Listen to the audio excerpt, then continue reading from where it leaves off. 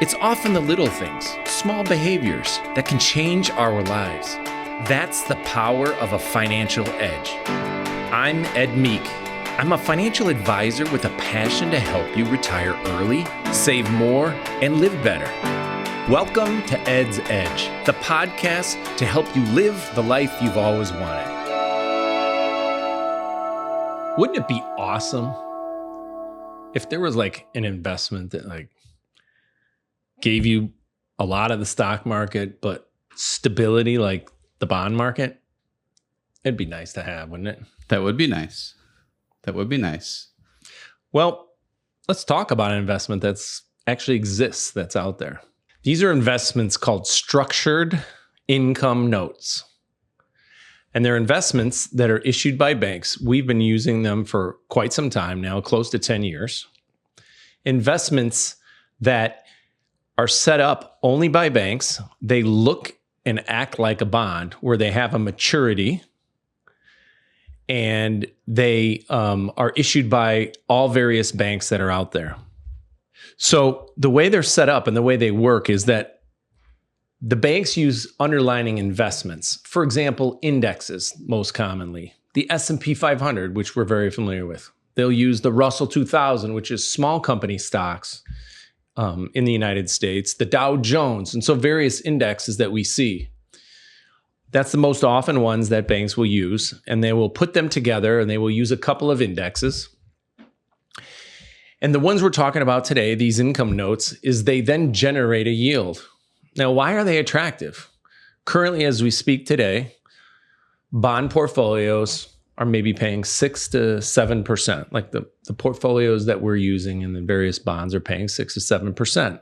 And that's good, right? It's very compared good. To the last 15 years, that's been... It's much higher than we've seen pretty much almost my entire career. Maybe when I got into the investment world in the 90s, investments were paying around that. But since then, as we know, interest rates have come down for 30 years until a couple of years ago when inflation went up. And so because inflation went up, one of the benefits now longer term is bonds for now are paying a higher rate of return. Well, these notes pay 2 to 3% a year more than the bonds.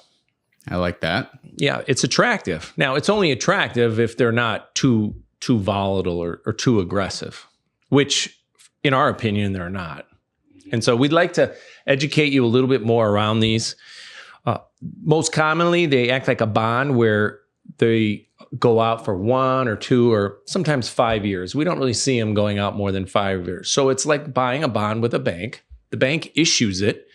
It has a maturity, and then it will come due in, let's just say, 5 years from today. So we're talking in June of 2024. And if you buy a typical one, it will mature in June of 2029. Now, what's attractive about these is not just this income, it's that they have an element of principal protection. So they're not like FDIC insured like a bank, but they do have an element of principal protection. So let me explain. They work where usually if they go out 5 years, you might have 35 or 40% protection on these investments. Meaning if you buy them today, and then they mature in 5 years, as long as the indexes that we use, the S&P 500 or the Russell 2000 or the Dow Jones, as long as none of them are down more than 35%, let's say, you get your principal back. Even if any one of them are down 10 or 15 or 20, even though they're down, you still get your principal back.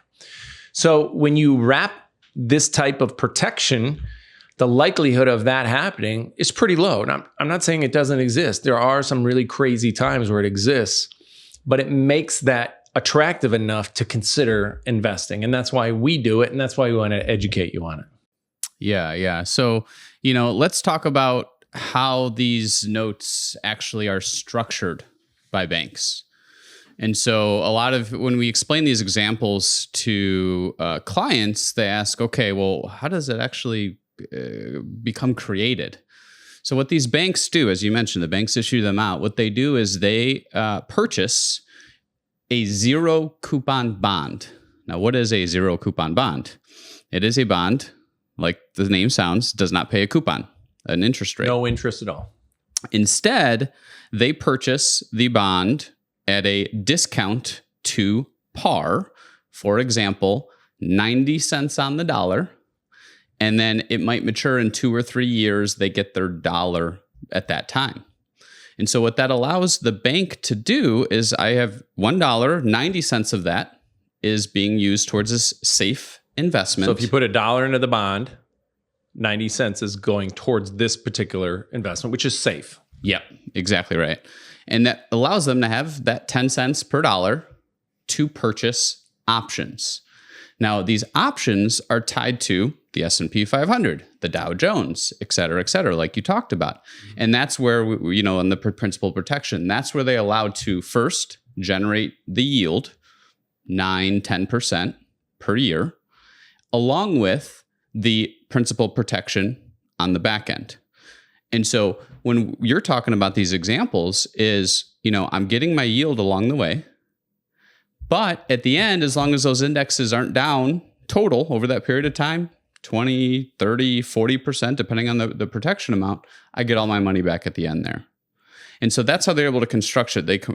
They combine a zero coupon bond with options to create that income stream. And these options, there's a variety of options that are being used.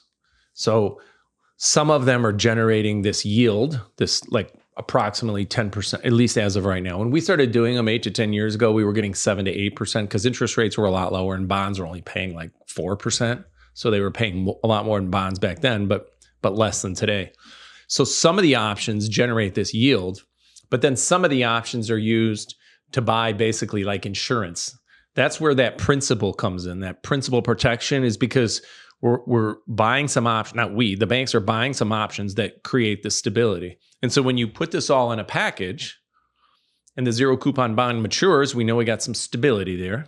And then we got the income and then we got the protection. Yeah. And so let's look at an example. Yeah. So an easy, great example that exists today. We just bought this bond for some clients this past month. Bank of America. So lots of banks issue. You name the big bank that exists today. JP Morgan Chase, Bank of America, Morgan Stanley, International, Barclays in England, various banks across the world. Very, very stable banks. This particular one was Bank of America. It matures in 3 years.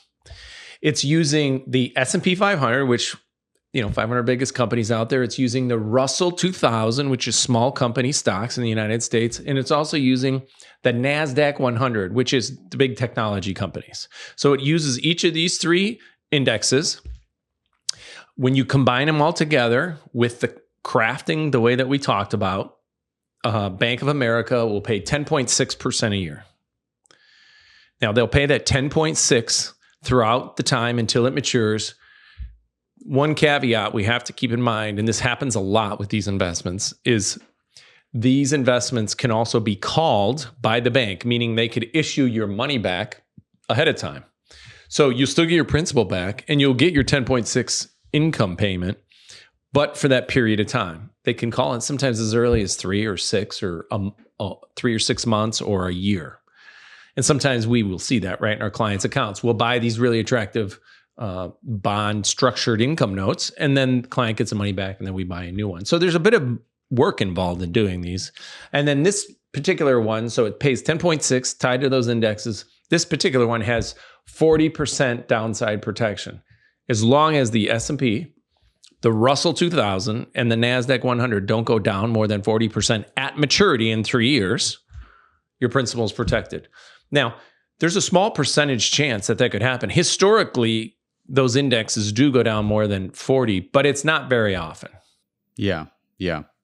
And so that hopefully gives you a grasp on how they're actually structured and what allows them to pay that and that example. And so I want to talk a little bit about risks, because you alluded to the first one, Ed, of there is some market risk. Now, it's significantly less than stocks, but they have to mature down less than that principal protection in order for you to get all your money back. And so what we do here at Edge Financial Advisors is we spread out that risk through different maturity dates when we buy them for our clients that feel it's appropriate as part of a broader portfolio.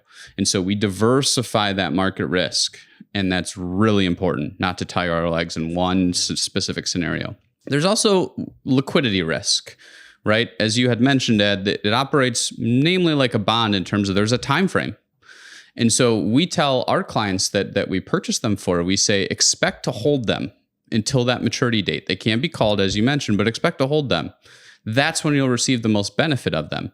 You can sell them earlier, but we have to go out there on the secondary market and try to get a pricing for it and get out if you, in the case of an emergency. So you want to buy them with the expectation I'm going to hold them until maturity. And then the third and final option around risk is probably the most important one, and that is issuer credit risk. You are a creditor to the bank because they're the ones issuing this out. And so what we want to make sure is that we don't buy all notes tied to one specific bank, because if that bank ends up going under, odds are incredibly low, but not zero.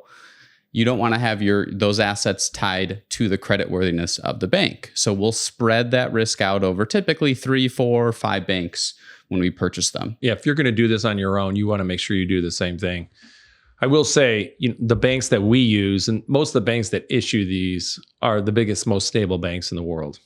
I already named some of them, across the world. And so you want to make sure you purchase these through banks that you think the likelihood of them going under is really, really low.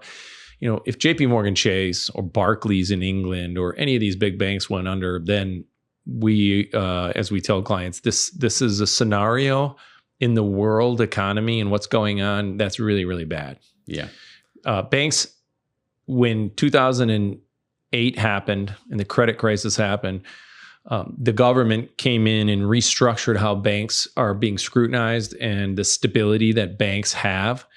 And so that has made it a little bit more stable to own banks and feel comfortable with banks. But that's really the primary biggest risk.